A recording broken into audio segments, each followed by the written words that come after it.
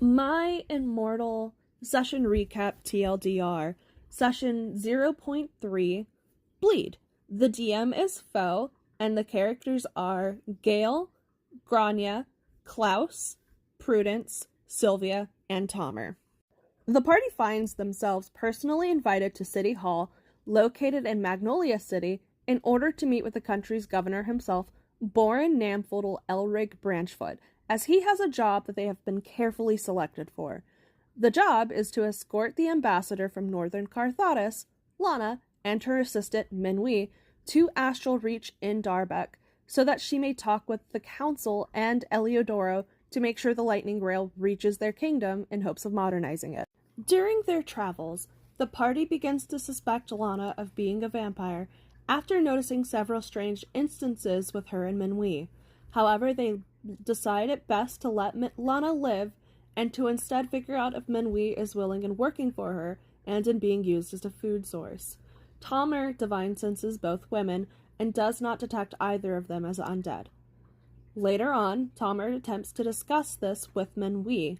However, Minwi tells him that insinuating that a member of the royal court is an undead is a really big insult and to shut his mouth. Tomer does not appreciate this, but walks away. Lana approaches the party later in the day, and they agree for her to step out into the sun without any jewelry to see if she really is or is not a vampire. When she does, she is not hurt by the sun as a vampire would be, nor does she ping as undead.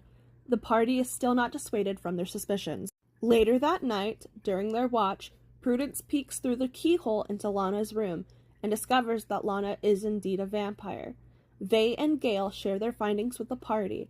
It is now that Prudence reveals that they recognized Lana from a dinner she and her husband had with Prudence's family some years ago, and that she is actually Solana von Vratislav, wife of Vadras von Vratislav and Queen of Northern Carthatus. Klaus and Grania decide to attempt to convince Lana into admitting she's a vampire. Instead, Klaus is really weird and has to be dragged away.